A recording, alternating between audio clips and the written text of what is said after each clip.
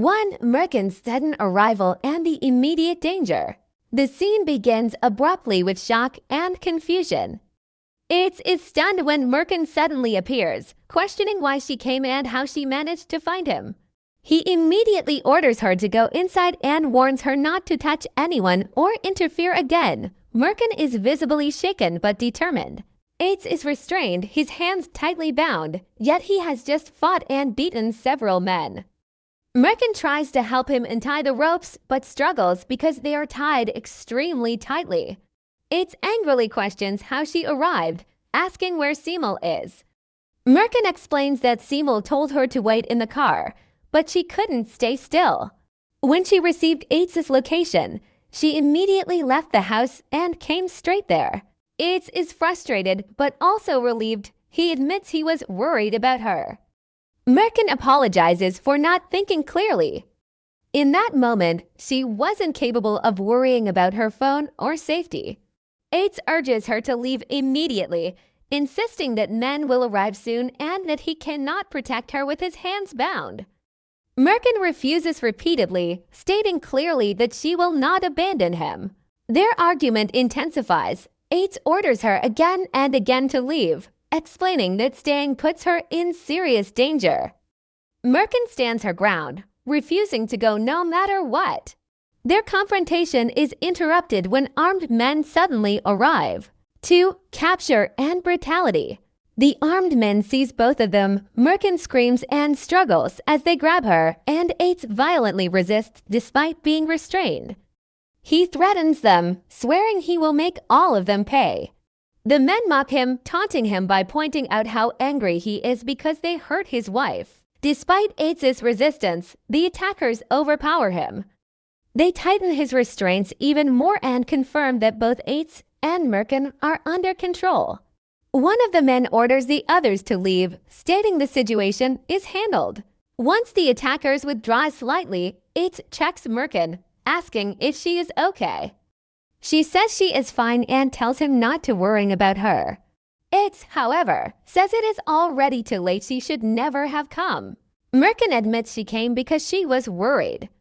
She sensed something was wrong and couldn't remain at the mansion doing nothing. Ates responds with frustration, but also gratitude, acknowledging that she wanted to help. Merkin regrets that she wasn't able to untie him fast enough. She claims she had actually loosened the rope, but was too slow. Ates jokes bitterly about how tight it was. They argue briefly over blame, but both ultimately accept that neither is truly at fault. 3. Waiting for Simul and recalling the past. They discuss Simul, realizing he is their only hope at the moment. Merkin expresses fear that something may have happened to him. Ates reassures her, explaining Simul's past survival against extreme violence. He recalls a time when Simul was ambushed, severely beaten, and left broken but still survived and retaliated fiercely. Ates firmly believes his brother is strong and will not fall easily.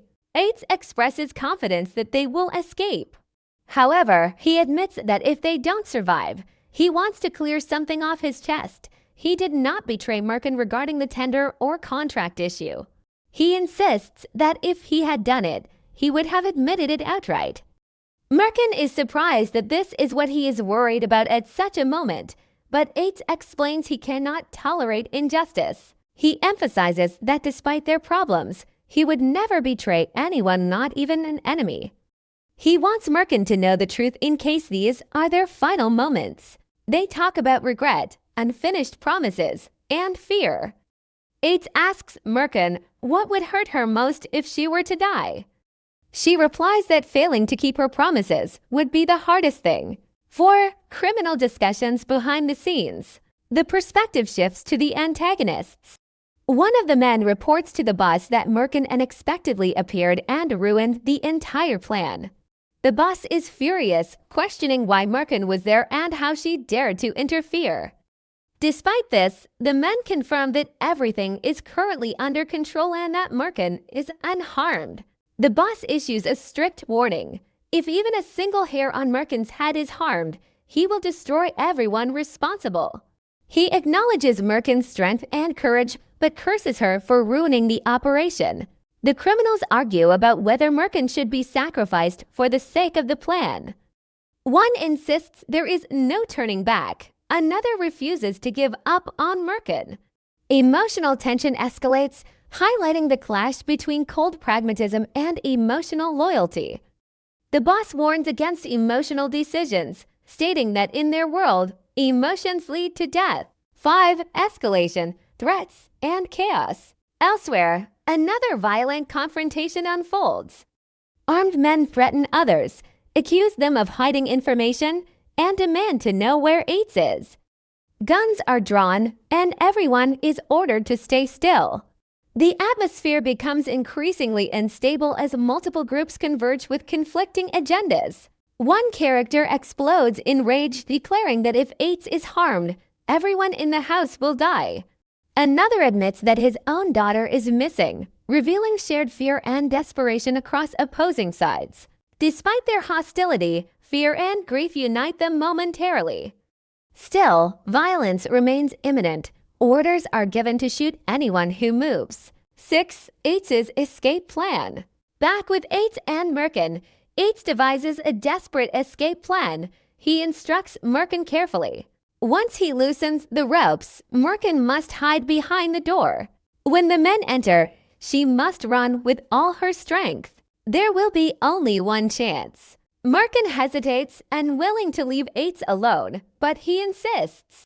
He orders her firmly to obey him without argument. She finally agrees. At that moment, chaos erupts. Someone enters unexpectedly, asking who untied them.